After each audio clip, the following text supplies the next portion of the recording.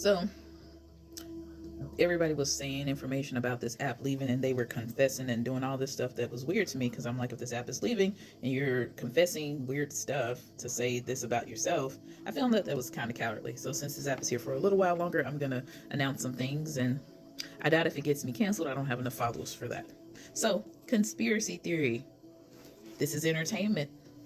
Ron Paul came on this app right before its demise for 12 hours. And I knew it was going to come back the next day when I saw Ron Paul on here, because he's the most undiagnosed neurodivergent person. So he doesn't do like, oh, you're going to do it and take it away. No, you didn't, because he doesn't like to be told what to do, like you said. Two, that was a litmus.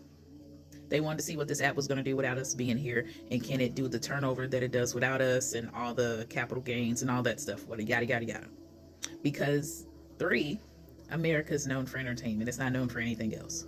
It's known for a good time, not a long time. So we are known, like, literally they have celebrities. They pay celebrities to be distractions. We have a lot of the celebrities here because we're known for the distractions, the music, the this, the that. People come here, to be distracted. When you talk to people from other countries, it's like, oh, we're focusing on these things. Like, everybody has their niche, and nobody's looking around to say, Americans do good at being distracted. Also, another conspiracy. This is for entertainment again, I said. We're leading in the medical field. And I know you're like, oh, she's talking about research. No. I mean, them testing on us. We're exposed to so many toxins that other countries are not. And we're literally showing what microplastics are doing to our bodies. We're showing what all this sugar that's not real sugar in the first place, high fructose corn syrup, processed foods do to you. You go to somewhere else, they have real food. Here, not so much. So we're giving the science on that and leading the way. Again, this is entertainment. So my fifth point was about this app being taken away for 12 hours and then given back. It's like that little stimulus check that everybody received during COVID from this president. It's nothing different. The sixth thing was the Winter Soldier movie that's coming out. I keep looking at the previews, because honestly, the president turns into an orange Hulk, who is Harrison Ford, and is in the White House. And it just was a multitude of things that I noticed where I'm like, that's interesting. That's interesting.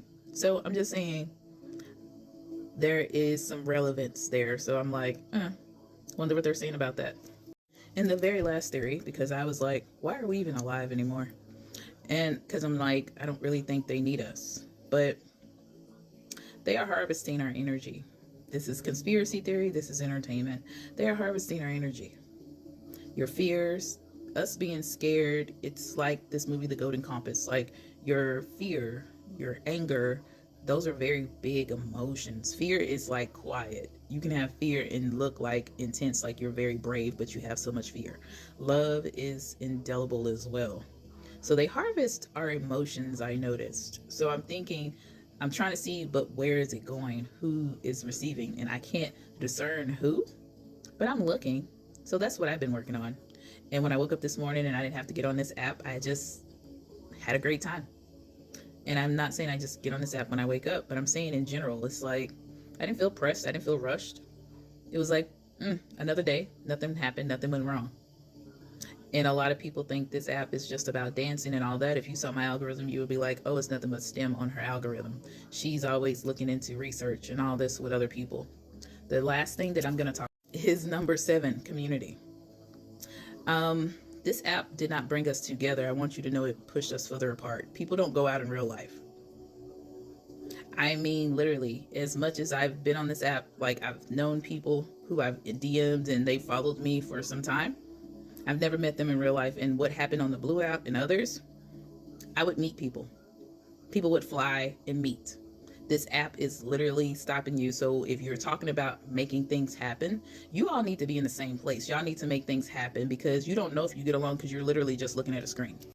You should be meeting in whatever city you're in. If you're in Tucson, if you're in Dallas, if you're in Houston, if you're in Atlanta, if you're in DC, especially California. Like, there was so much happening in California with the water rights and all that behind closed doors. You have to go to city council meetings. You have to go to the boring stuff. Everything can't be a freaking 30-second TikTok. Everything can't be a dance. Everything can't be a that. So if you're going to be here this time around, I would say get your activist hat on, because the BS that you all are on, that I have to sit here and say I'm not interested in on this algorithm with actual adults. I'm not talking to kids. This is actual adults. It's on the front end. Unfortunate. But like I said, we're known for entertainment, not other stuff.